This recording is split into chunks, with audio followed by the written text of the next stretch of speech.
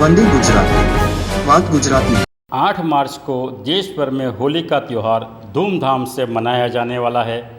देश के हर क्षेत्र में अलग अलग परंपराओं के अनुसार इस पर्व को मनाया जाता है। रंगों के उत्सव होली से पहले होलिका दहन करने और पूजा पाठ करने की परंपरा प्राचीन समय से चली आ रही है।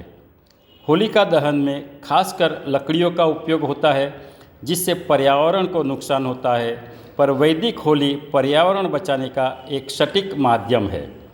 गौ माता के गोबर से होलिका दहन के कारण वातावरण की शुद्धता और पवित्रता भी बनी रहती है। लकड़ियों को इस्तेमाल होने की वजह से पेड़ों को काटना भी बंद हो जाएगा। वैदिक होलिका दहन से लोगों को पर्यावरण और मनुष्य की तंदुरुस्ती की भी रक्षा होगी और साथ युवा पीढ़ियों को गौ माता की रक्षा का संदेश भी मिलेगा। पर यही सीख देना चाहूँगी आम जनता को, आम पब्लिक को, कि होली का त्यौहार खुशियों के साथ मनाएं, लेकिन साथ में पर्यावरण से संबंधित भी उस चीज़ का भी विशेष रूप से ध्यान रखें। जैसे कि हम पेड़ों को काटते हैं, पेड़ों को काटने के साथ साथ में एक पॉल्यूशन बढ़ता है और पर्यावरण अशुद्धि की तरफ जाता है, और जिससे कि हमें पेड़ों से ऑक्सीजन मिलता है। और जैसे पेड़ों को नहीं काटना चाहिए। उपले जो होते हैं गाय का गोबर, जैसे कि एक धार्मिक मान्यता है कि गाय का गोबर पृष्ठभूमि से निकलता है, तो यम का वास होता है वहाँ पे, तो उससे एक धार्मिक मान्यता ये है कि इससे हमारे धर्म को भी काफ़ी बढ़ावा मिलता है। और उपले से जो ये सरसों के खेत होते हैं, सरसों के खेतों में जो ये कीटनाशक जो होता है, कीड़े उड़ते हैं, उससे भी वो भी ख़त्म होते हैं, नष्ट होते हैं, कीटनाशक का काम करता है। तो लास्ट में मेरा यही कहना है कि होली रंगों का त्यौहार है, इसको विशेष तौर से पॉल्यूशन, पर्यावरण, इन सब चीज़ों का ध्यान रखते हुए मनाया जाए।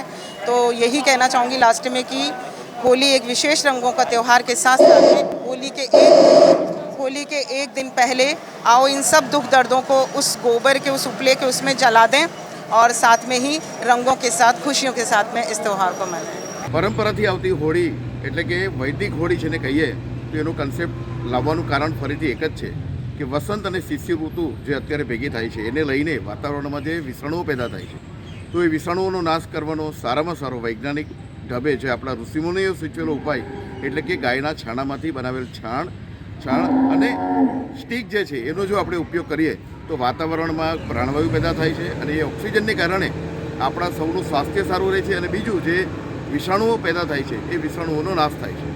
બીજું એને લઈને આપણે જંગલને કપાતા બચાવી શકીએ છીએ। લાકડાની વાત કરીએ તો લાકડું અત્યારે 45 થી 50 રૂપિયા કિલો છે, જ્યારે એની સામે તમને સ્ટીક જે છે છાણાની સ્ટીક એ ફક્ત 20 રૂપિયા કિલો અવેલેબલ છે। અને સૌથી વધારે તો એ છે કે આની જે આવક છે એ આપણે ગાયને ઉત્કર્ષ માટે, ગાયને ફરીથી એના સંવર્ધન માટે ઉપયોગ કરી શકીએ।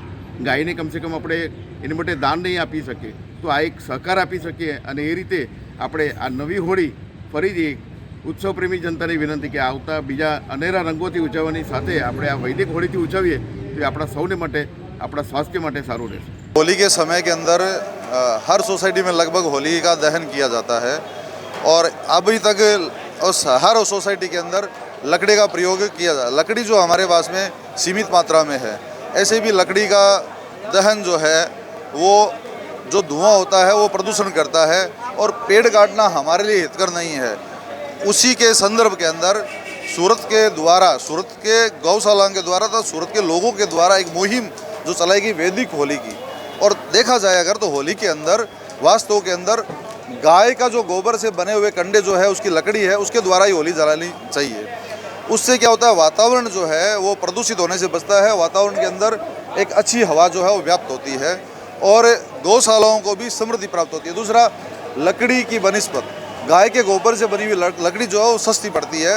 तो 2-3 कारण ऐसे हैं जिसके कारण वैदिक होली जो है, गाय के गोबर से जो होली जलाई जाती है, उसको हम लोगों को बता रहे हैं कि भाई ये आपको करना चाहिए। और कई हद तक, काफ़ी हद तक पिछले साल में और इस साल भी वैदिक होली जो है यहाँ पे ज़्यादा प्रगटाई जाएगी, ज़्यादा जलाई जाएगी।